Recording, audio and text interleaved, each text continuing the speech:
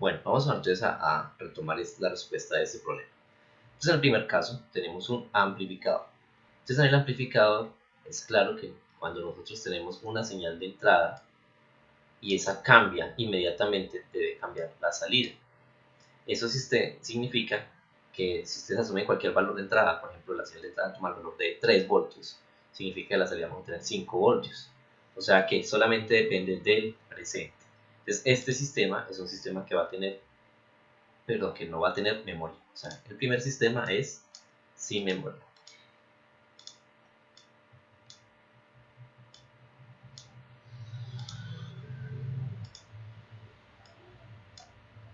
Bueno, el segundo sistema, el integrador.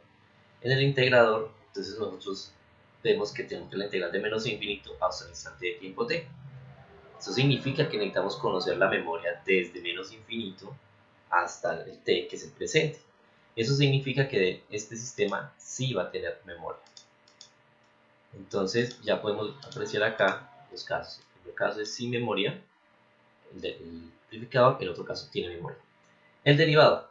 El derivador, aparentemente la ecuación parece que no tiene memoria.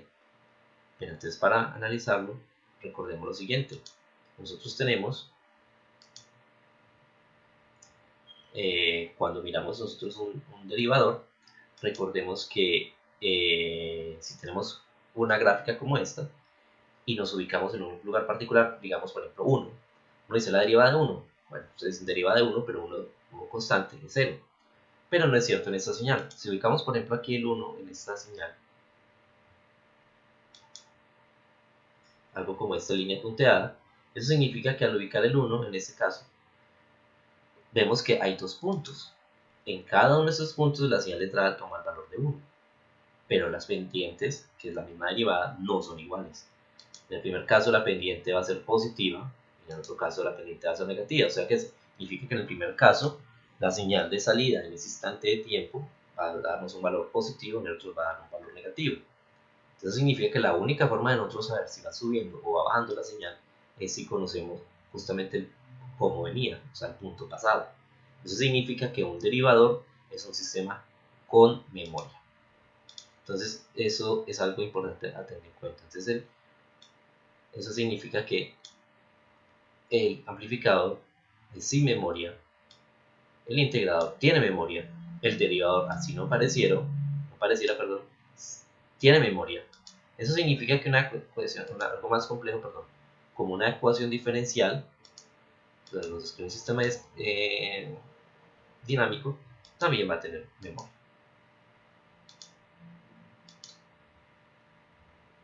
Bueno, entonces vamos a mirar otra la propiedad de causalidad. Entonces, la propiedad de causalidad significa que la señal de salida, matemáticamente la señal de salida depende de todos los instantes anteriores al T0, y ese T0 es el que denotamos anteriormente como el presente.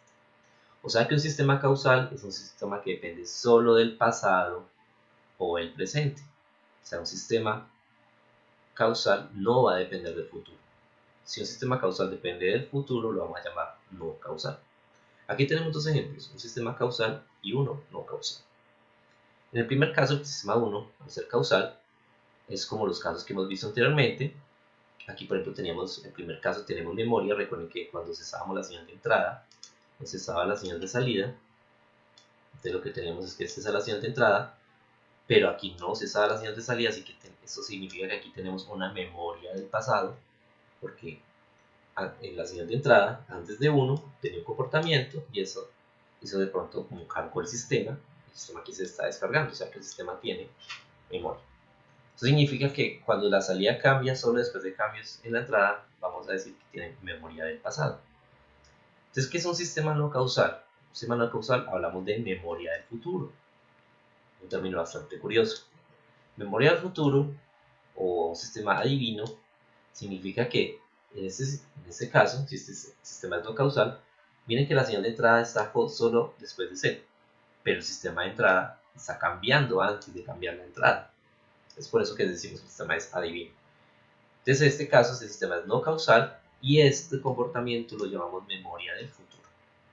Entonces, de nuevo insisto, un sistema causal depende solo del pasado o del presente, no causal es porque tiene alguna memoria del futuro o está prediciendo el comportamiento de la señal de entrada.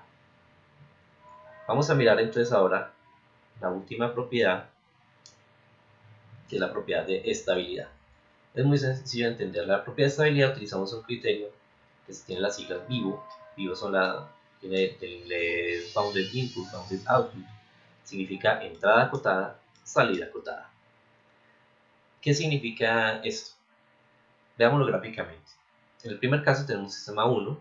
En ese sistema 1 entramos una señal como un escalón, es una entrada que está acotada entre 0 y 1.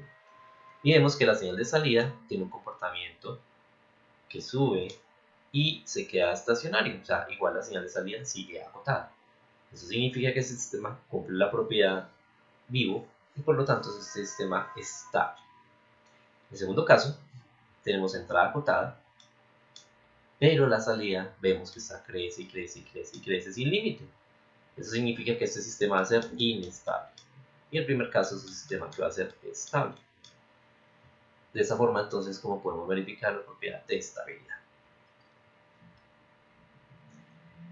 Bien, en el laboratorio del martes, lo que ustedes van a hacer es que les van a entregar una serie de sistemas y ustedes los van a clasificar haciendo uso de este análisis gráfico. Les voy a pedir entonces que el cuestionario que les entrego a continuación lo respondan y lo traigan antes de la clase del martes, porque eso lo vamos a utilizar en el laboratorio.